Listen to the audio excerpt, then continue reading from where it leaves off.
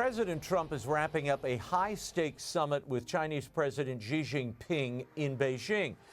They're talking trade, tensions over Taiwan, and the fate of Christian political prisoners like Jimmy Lai and Pastor Ezra. What can we expect from the meeting? Here with analysis is president of the Population Research Institute and author of The Devil and Communist China, Stephen Mosher.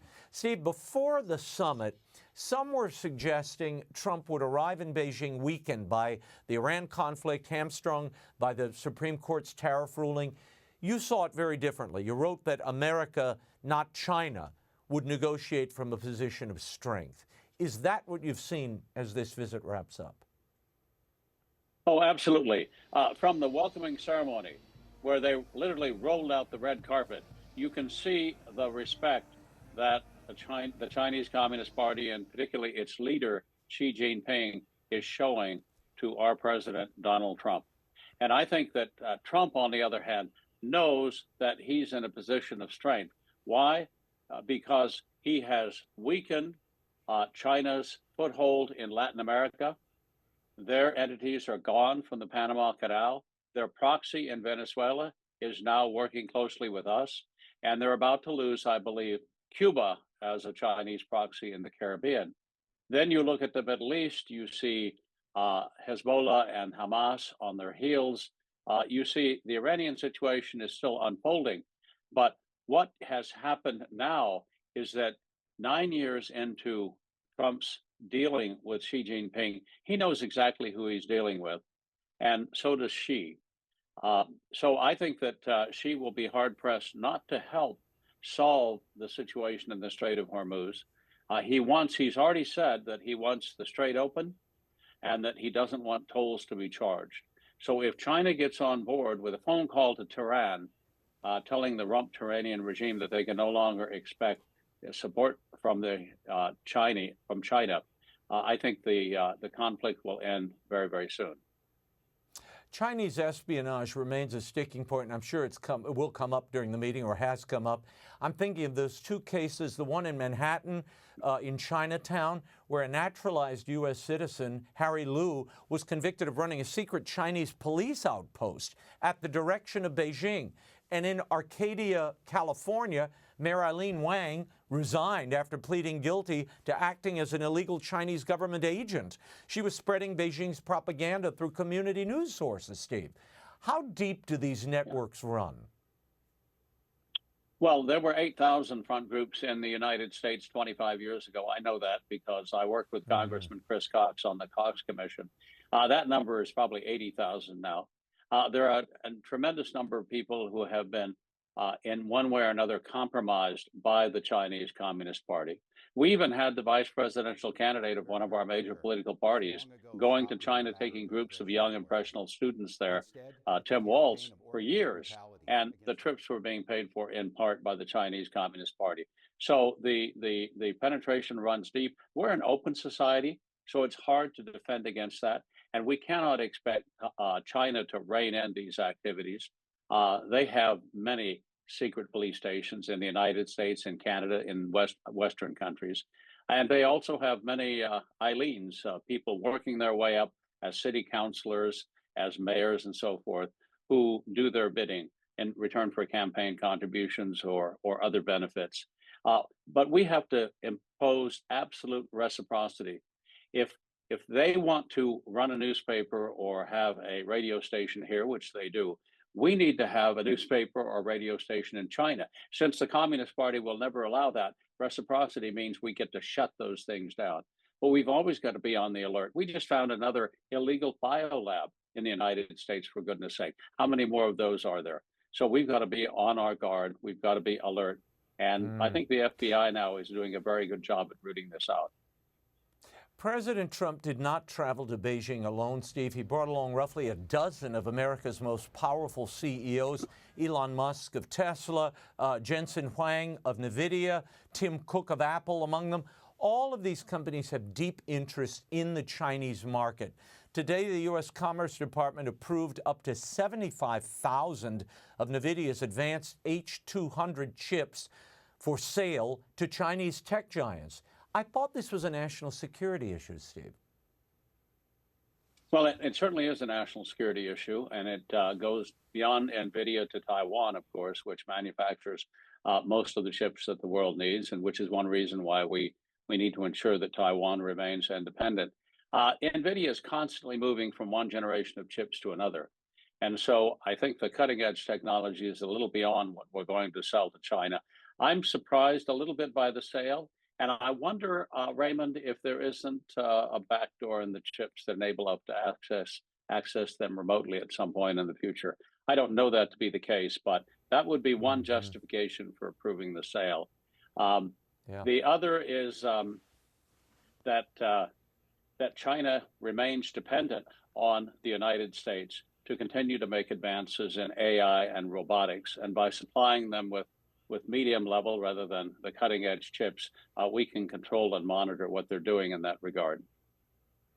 Let's talk about Taiwan. You brought it up. The Wall Street Journal and others have written of a grand bargain, a deal in which the U.S., in exchange for concessions elsewhere, might signal compromise in its defense of Taiwan. Now, President Xi did warn Trump directly that the relationship between the U.S. and China could suffer a clash if the U.S. mishandles the Taiwan question.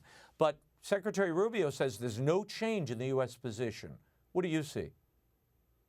No, there won't be any change in the U.S. position towards Taiwan for many reasons. One reason is that Taiwan is a thriving democracy, a successful experiment democracy that shows the Chinese people are capable of governing themselves. That's why the Communist Party wants to kill it. I've already talked about the chips, the fact that it's a unsinkable aircraft carrier in the Western Pacific, linking Japan with the Philippines and other allies of ours in the Far East means that it's irreplaceable. And the one thing that's happened is under Trump over the last 2 years, the whole geostrategic architecture in the Western Pacific has changed. It's changed because Japan is now committed to the defense of Taiwan. That doubles or triples our ability to defend the democratic island. Not to mention that Japan is now working with the Philippines, doing joint military exercises, selling military equipment. Japan is selling frigates to Australia, which needs to boost its navy. So now that Japan is in the game, not just as a defensive posture, but as a posture of helping our allies in Asia, an invasion of Taiwan becomes almost impossible for China to pull off. I want to turn to something our audience cares deeply about and has for years, China's war on faith. The CCP has made the management and ultimate elimination of religion an explicit goal with this Sinicization of religious doctrine. Steve, how far along is Beijing in the project, and what would it take to turn it back at this point? Well, there are two sides to that coin. And one is if we look at the appointment of bishops, if we look at the fact how China, the Communist Party, is manipulating this new hierarchy of bishops and through the Catholic Patriotic Association, things are looking fairly grim. On the other hand, if you visit, as I have, Catholic villages in China, where they have been Catholic for 100, 200, 300 years, they have gone through a literal hell during the Boxer Rebellion, during the Cultural Revolution, again and again at the hands of the Chinese Communist Party, and they keep coming back. The laity takes the lead. They hold prayer sessions, they build churches, they open schools, they open hospitals, and they, quite frankly, are thriving. And they're having lots of children, by the way. Birth rate in China, on average, is less than one child, well under one child per family. You go in these Catholic villages, they're having 3 and 4 and 5 children. So I'm optimistic about what's happening at the ground level in China, even as you can be pessimistic about the fact that bishops still remain in prison, priests are still arrested for refusing to join the Patriotic Association. We've got to talk about the case of Jimmy Lai. We've covered it for years. 78-year-old, 5 years in solitary confinement. He was just sentenced to 20 years in February.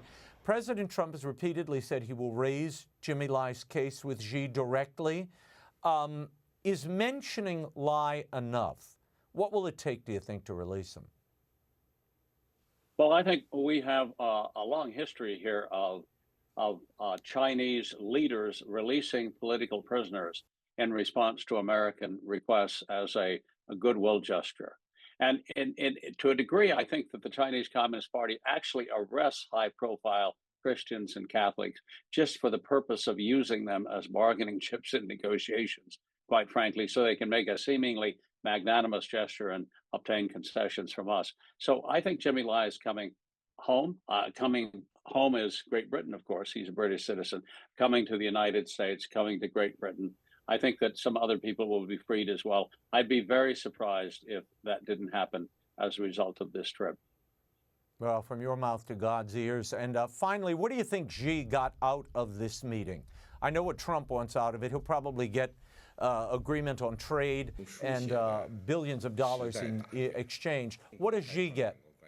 She gets assurances from Trump, probably that he's not going to raise tariffs anymore. He gets assurances from Trump that if China has a real oil shortage and it otherwise behaves itself, he will supply oil to keep China's machinery running.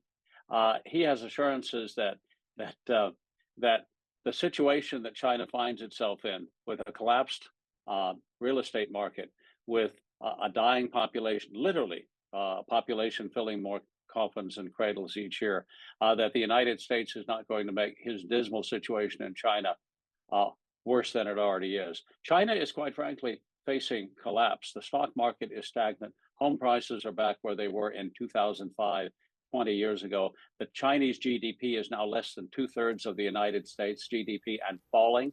Just 5 years ago, it was almost 4/5, and people were saying China will surpass the United States by 2030. It looks like China is never going to surpass the United States if we stay strong and the Communist Party remains in charge. Their own internal contradictions will kill off their socialist experiment, which itself has killed off so many people of China. Yeah. Steve, we will leave it there. The Devil and Communist China, from Mao down to Xi, by Steve Mosher, is available at bookstores everywhere. Steve, thank you for your always penetrating insight. Thank you.